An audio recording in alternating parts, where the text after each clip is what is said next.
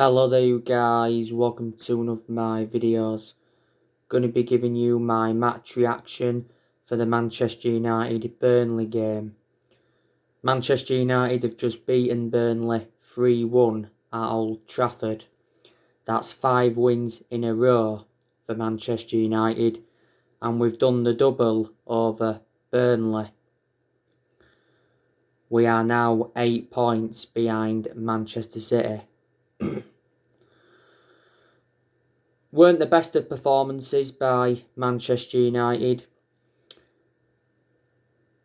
I thought it was a resilient show by Burnley. They made it very difficult for us. I thought Burnley's best player today by far was Chris Wood. You know, he was causing us problems. He was also very effective in the air.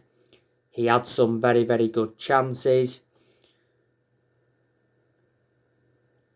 Chris Wood had a disallowed goal in 14 seconds.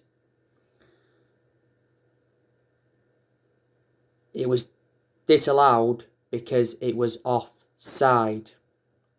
But Dean Henderson shouldn't have ran out in the first place. Thought Josh Brownhill also had a good game for Burnley.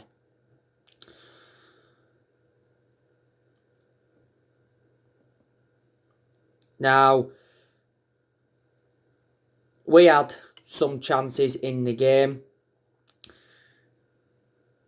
Paul Pogba, he had a very good headed chance in the first half.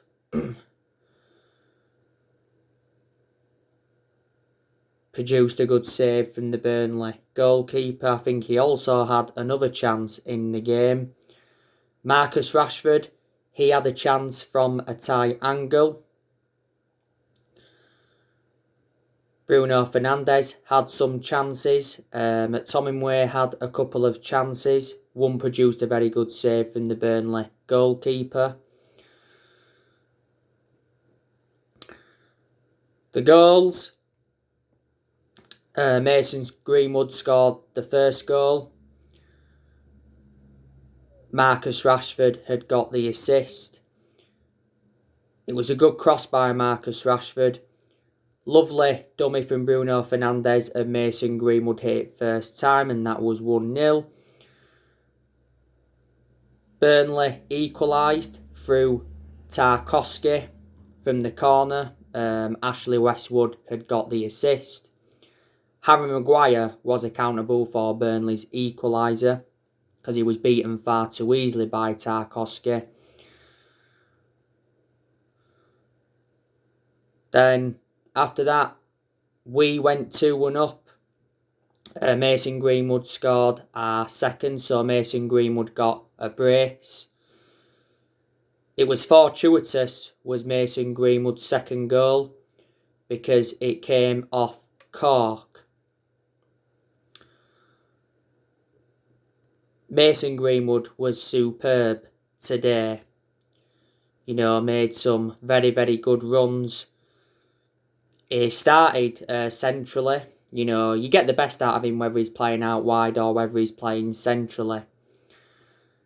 He's been fantastic since he broke into our senior squad. Greenwood made his senior debut in 2019. He's been a United player since the age of 7, so he's been part of the club for a long time.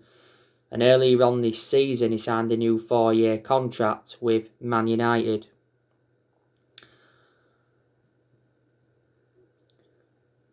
You know, Mason Greenwood performed very well against Granada not so long ago. He put a very good performance out against Tottenham last weekend. Obviously got a goal in that game, and I think he got an assist.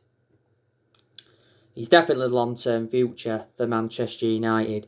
Paul Pogba had got the assist for Mason Greenwood's second goal. And the third goal came in stoppage time, and it was from Edinson Cavani, and Donny van der Beek had got the assist. It was a lovely attack building up to that third goal. It was a simple tap-in for Edinson Cavani, Good cross by Donny van der Beek. They're the two subs we brought on, Edison Cavani and Donny van der Beek. Edison Cavani did actually say that he wanted to be a substitute against Burnley. This has been confirmed by Ole Gunnar Solskjaer.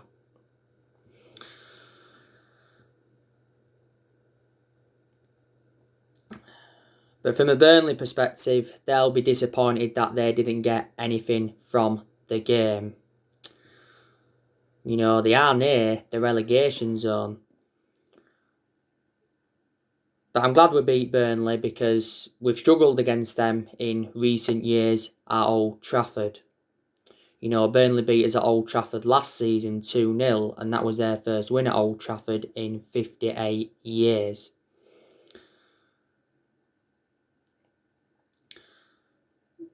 Dean Henderson, I don't think he was great today, Dean Henderson. He had some very, very shaky moments when he was off his line. I'd say Dean Henderson is now our number one because he's starting a lot of games now. I think it's the right decision, to make him number one because I said he's reliable enough to be our number one and he's got that experience behind him. He did endure 2 successful loans with Sheffield United and he's had other loan spells before. Before the start of this season, Dean Henderson signed a 6-year contract with the club. His first average performance, though, in a while. By the way, had that cap on today. And Wan-Bissaka, I thought, to be honest with you, he was a good outlet in the first half. He was making good runs, so that means he showed some good attacking intent. I thought he dealt well with quite a few crosses in the game as well. And defensively, he was quite good. But I thought in the second half, he was pretty quiet.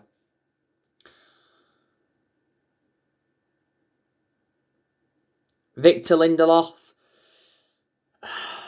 I don't think he was at his best today. Lacked that composure. Looked shaky as well from set pieces. Lost out on quite a few tussles. Harry Maguire, I don't think he was brilliant today. I think he did make a couple of good blocks, but I thought he struggled coming up against Chris Wood. He really did. And like I said, he was accountable for Burnley's equaliser. And he had some shaky moments at the back. He really did. And I thought some of his decision-making was quite poor. Luke Shaw, I thought he enjoyed a pretty good game. Created some good chances. Put some good crosses into the box. Showed some good attacking intent. Luke Shaw's had a good career at Man United, apart from his injuries. He's been at the club now over 6 years. And he still remains our first choice left back despite the arrival of Alex Telles last summer.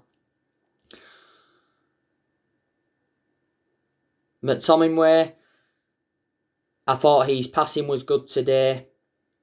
Like I said, had a couple of chances in the game and I thought he broke up the play well at times. Fred, I thought his passing was superb. Paul Pogba, I thought he influenced the game in both halves. Paul Pogba was trying to make things happen.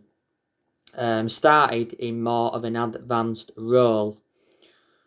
Marcus Rashford, he was very, very good today.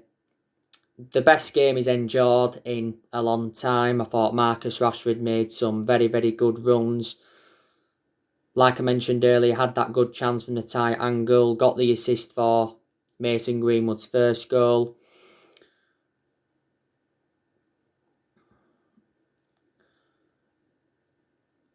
But overran a few openings.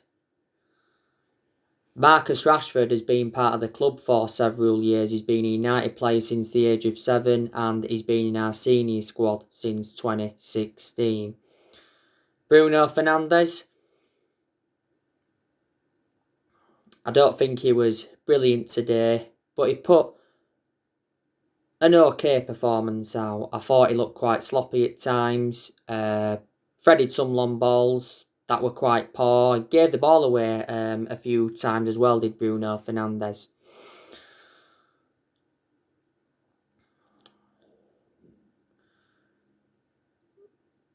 Don't forget, Burnley, they were missing some players today. Obviously, there was no Ashley Barnes. He was out with injury. And Ashley Barnes is definitely one of their key players. Pope, their goalkeeper, he was missing because he's out with injury. Long was missing and Brady was missing. McNeil actually played in the game for Burnley, but he was actually a doubt prior to the game. I think probably Burnley will just survive. You know, Sean Dyche has been a long servant at Burnley. You know, he's been Burnley manager almost 10 years. So he's been at Burnley since 2012. Before he was at Burnley, he was at Watford. But yeah, like I said, Burnley have got some good players. And I said on the preview, they have got good players that could cause us problems. And some of their players did cause us problems today. Definitely. They brought a few players in last year. They brought that Mancini in. They brought Dale Stevens in. They brought Josh Brownhill in. And they brought Will Norris in.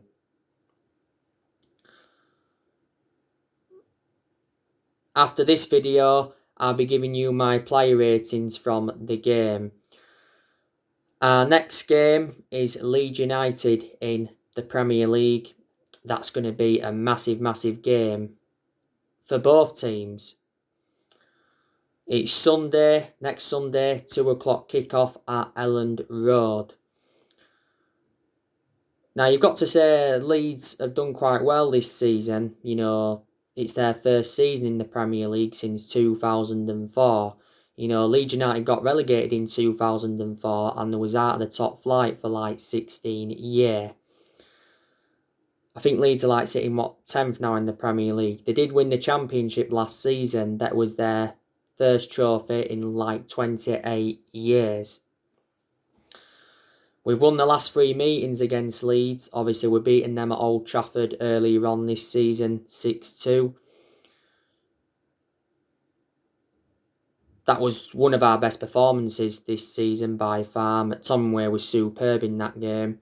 We're beating them in pre-season in the summer of 2019, 4-0. And we're beating them at Elland Road in the League Cup back in 2011, 3-0. The last time Leeds beat us was back in the FA Cup third round in 2010 when Jermaine Beckford had scored. But, you know, Marcelo Bielsa, he's a pretty good manager. You know, he's got a decent pedigree behind him. You know, he used to manage in Argentina. You know, Leeds have also got some good players as well. I do rate that Rodrigo a lot. Leeds got him last year for like 27 million. They've got Diego Llorente. He's quite good as well. They brought him in last year. They've got Patrick Bamford. I think he's one of Leeds United's best players. Rafinha, they got him in last year and he's made an impact at Leeds. Rafinha is actually out with injury at the moment.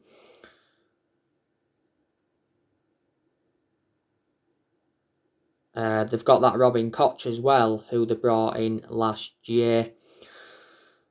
You know, Stuart Dallas, he's also good for Leeds.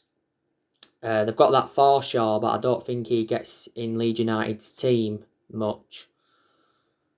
They've got that Click, who's also very good.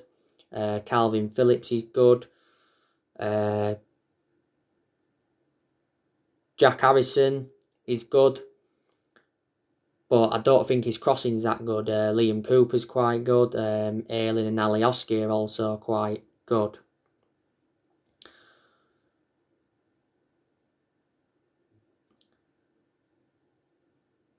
You know, we have done business before with Leeds United. Don't forget we got Rio Ferdinand off them. a lot of years ago now. We also got Eric Cantona off them, and don't forget a long time ago, Alan Smith left Leeds. After Leeds, we do play Roma in the Europa League semi-final. And then after that, it's Liverpool. And then after that, it's Roma in the second leg. So games are coming up thick and fast for Manchester United.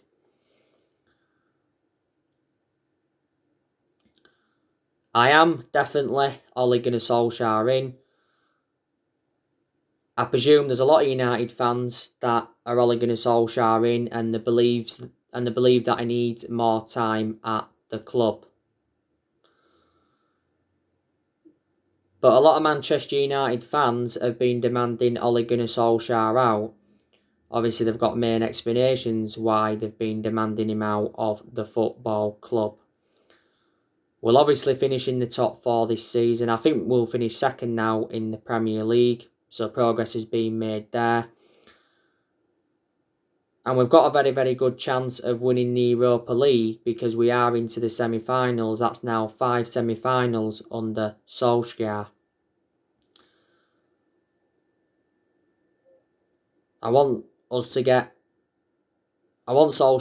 to get to his first major final as Manchester United manager.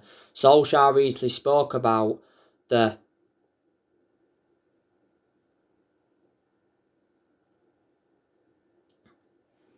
He spoke about Man United facing Roma in the semi-final. And he said Edin Dzeko will pose the biggest threat for when we play Roma. Roma will be a tough game. But the Europa League's our only chance of any silverware this season. Solskjaer knows how imperative it is to get his first trophy on the board as Man United manager. You know, we haven't won a trophy since 2017. But even if we fail to win the Europa League, we know that Ole Gunnar Solskjaer is not going to be sacked. So if we finish second in the league this season, which I think we will now, and win the Europa League, I'll turn around and say that represents a good season for Man United, and that gives us something to build on going on into next season. I've already said that Solskjaer does deserve at least another season at Manchester United because progress has been made in certain aspects. He's definitely our best manager since Ferguson. Now, Solskjaer is aware of how big this year's summer transfer window is for him. In the summer transfer window, we're going to focus on the incomings and the outgoings. I'm expecting us to make around 3 or 4 signings in the summer transfer window. Earlier on this season, it said that Man United will spend big in the summer transfer window. But Solskjaer did mention that he wants to keep transfer dealings quiet. But the areas I think we need to strengthen up is we need a striker, we need a right winger, we need a defensive midfielder, and we also need a centre-half. Solskjaer did warn earlier on this season that we may not do business as usual due to the pandemic, but he said he's interested in bringing in players that will be a perfect fit for the club.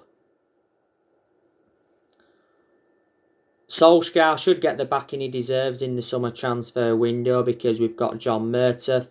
He's our director of football and he knows the club through thick and thin. And Darren Fletcher, he's our technical director. And obviously Woodward standing by Solskjaer. You know, Woodward said earlier on this season that I believe Solskjaer is the right man to lead the club forward.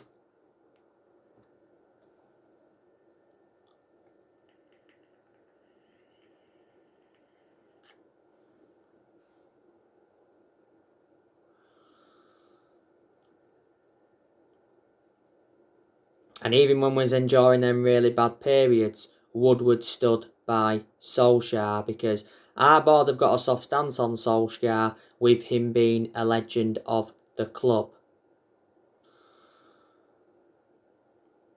But anyway, there's a lot of players that Man United are looking at now. I recently give you the news on Rafael Varane from Real Madrid. Now, we do face competition for Raphael Varane, because Christian Falk from Build recently said that Chelsea have entered the race for Raphael Varane. So, reflects on that, they're looking to hijack our move. Now, reports from Spain said a few days ago that Raphael Varane to Man United is close, because it said that Man United have been in advanced talks with Raphael Varane. Real Madrid's asking price is £60 million, but we hope to lower Real Madrid's £60 million asking price. But Raphael Varane is ready to leave Real Madrid, and we are preparing a transfer bid. His contract talks with Real Madrid have stalled. He's got just over a year left on his current contract with Real Madrid. Eduardo Inda, the Spanish transfer expert, said earlier on this season that Raphael Varane could be on his way to Man United in the summer. And earlier on this season, it said that Real Madrid are prepared to sell Raphael Varane on one condition: he must inform Real Madrid on his decision to leave. But I'd certainly take him at Manchester United. Main explanations is because he's a world-class centre-half. He's highly experienced, and he'd go very well alongside Maguire in our back line. And I kind of sure he'd exceed expectations in the Premier League if he comes. And he'll replicate what he's done at Real Madrid. He's been at Real Madrid like 10 years now. He's won 18 major honours. He's made over 300 appearances. Real Madrid paid just €10 million for him from Lens. But there's quite a few centre-halves that Man United are looking at. The most recent defender to be on our agenda is Wesley Fofana from Leicester. Now, reports in France recently said that Man United had made contact with Leicester over a possible move for Fofana. Leicester are demanding £80 million. So that's what we'll have to pay. So we'll have to pay the exact same fee as what we paid for Harry Maguire in the summer of 2019. This is Fofana's first season, is it, with Leicester? Leicester paid £36.5 million for him from Saint Etienne, and he's under contract with Leicester until 2025.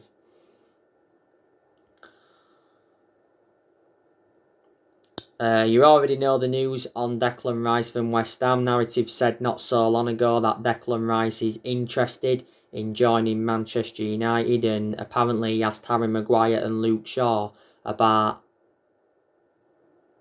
life at Old Trafford. West Ham are demanding over £100 million for Declan Rice. 100 million or over 100 million is too much. He's a good player. I reckon he's worth from between 50 to 60 million pounds, 70 million at a push. He said earlier on this season that Solskjaer agreed with our recruitment team that Declan Rice would be the perfect signing for the club. But the reasons I take Rice is because he's a holding midfielder predominantly, and we need a holding midfielder. He's well proven in the Premier League, and he's still young, and he's got a lot of development in him. Rice has been at West Ham 7 years. He's got a contract with them until 2024.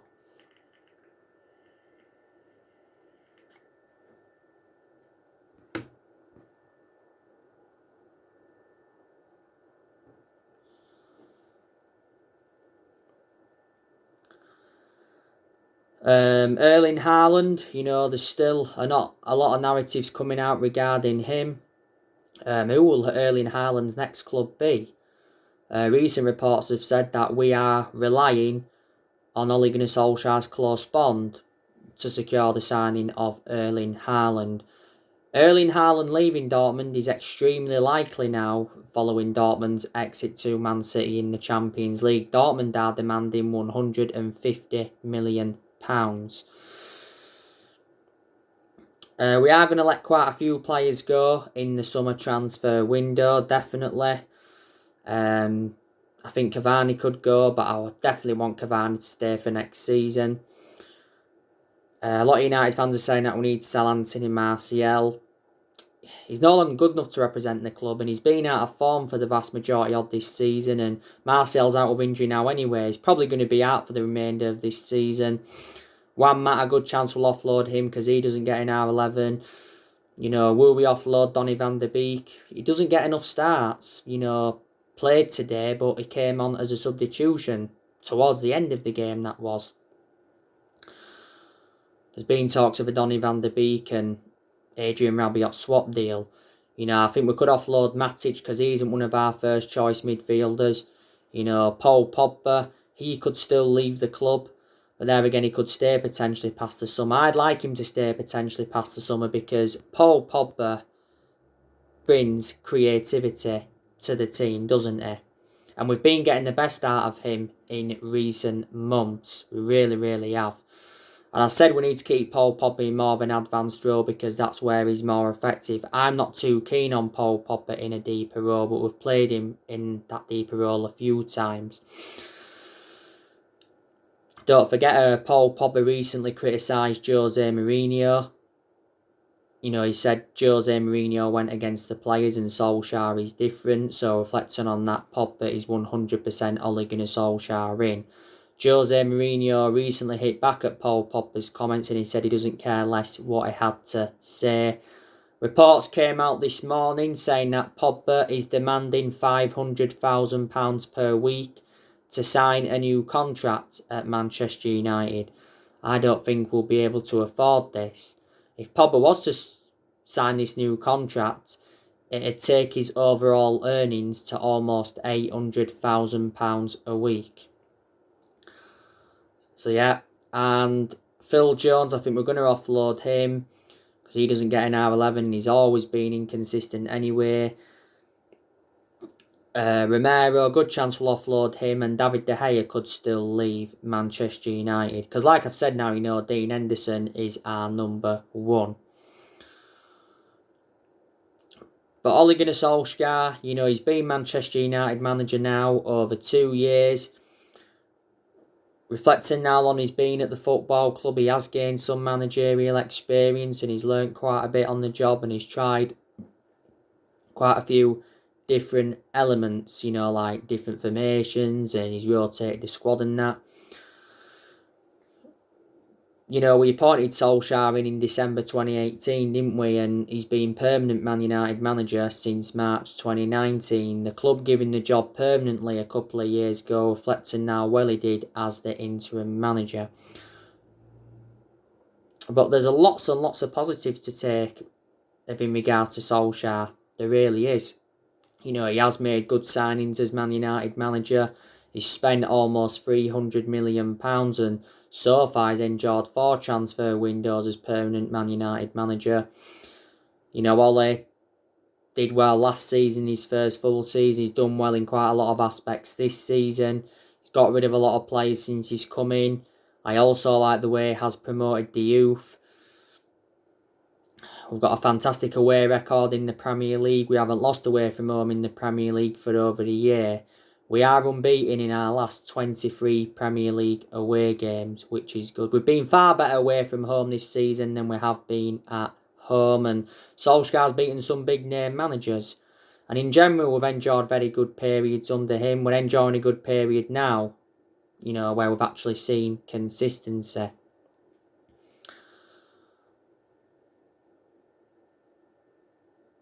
Ollie knew when he'd taken over at Manchester United it was going to be a massive job, despite him knowing the club through thick and thin. He's in a massive, massive position.